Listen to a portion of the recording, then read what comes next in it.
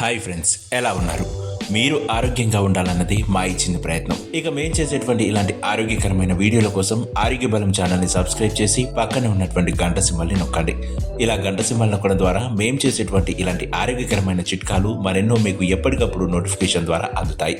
ఇక వివరాల్లోకి వెళ్తే, ఈ రోజుల్లో వయసుతో సంబంధం లేకుండా ఇప్పుడున్న పరిస్థితుల రీత్యా చాలా మంది ఎముకల దృఢత్వం కోల్పోతూ ఎముకల దృఢత్వం కోసం కాల్షియం టాబ్లెట్లను వాడుతున్న వారు చాలా మందే ఉన్నారు. అయితే కాల్షియాన్ని పెంచుకోవడం కోసం ఇలా టాబ్లెట్లు వేసుకోవడం వల్ల ఏమైనా ఆరోగ్యానికి ప్రమాదం పొంచి ఉందా? ఇలా టాబ్లెట్లతో కాకుండా కాల్షియం అధికంగా లభించే ఆహార పదార్థాలు ఏమైనా ఉన్నాయా అనేటువంటి విషయాల గురించి పూర్తిగా తెలుసుకునేటువంటి ప్రయత్నం చేద్దాం. ఇక వివరాల్లోకి వెళ్తే, మన శరీరానికి అన్ని రకాల పోషకాలు అందితేనే సంపూర్ణ ఆరోగ్యంతో కూడిన ఆనందం సాధ్యమవుతుంది. అంతేకాదు, వాటిలో కూడా కొన్ని పోషకాలు మరీ ముఖ్యంగా అవసరమవుతాయి.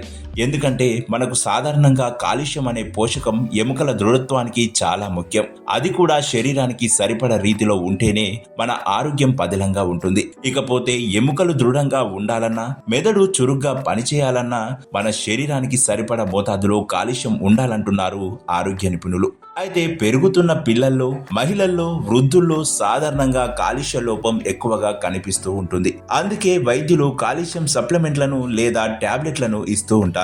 అయితే ఇది చాలా వరకు మంచిది కాదని పోషకాహార నిపుణులు హెచ్చరిస్తున్నారు. ఎందుకంటే కాల్షియం ఆరోగ్యానికి ఎలాగైతే అవసరమో, మన శరీరానికి కావలసిన దానికన్నా ఎక్కువ కాల్షియం శరీరానికి అందడం వల్ల అనేక అనారోగ్య సమస్యలు తలెత్తే అవకాశం కూడా ఎక్కువే అంటున్నారు నిపుణులు.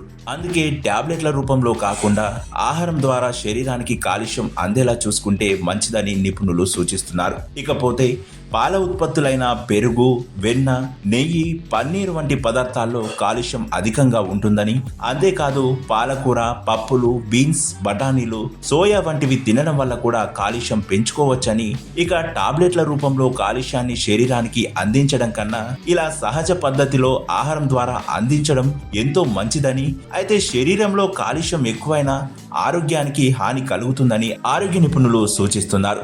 ఇకపోతే ఎక్కువ కాల్షియం లోపం ఉన్నవారు టాబ్లెట్లను వాడితే సరిపోతుందని చాలా మంది భావిస్తుంటారు. కానీ కాల్షియంను టాబ్లెట్ల రూపంలో తీసుకోవడం వల్ల అనేక అనారోగ్య సమస్యల బారిన పడే అవకాశాలు ఎక్కువగా ఉన్నాయని వైద్య నిపుణుల మాట. అంతేకాదు, కాల్షియం ఎక్కువైతే రాళ్ల రూపంలోకి మారుతుందని, ఇది కాల్షియం ఆక్సిలేట్, కాల్షియం ఫాస్ఫేట్ కింద మారి శరీరానికి హాని చేస్తుందని, అలాగే కాల్షియం తగినంత తీసుకోవడం సహా విటమిన్ డి శరీరానికి అందితే ఎలాంటి ఆరోగ్య సమస్యలు రావని వైద్య నిపుణులు హెచ్చరిస్తున్నారు.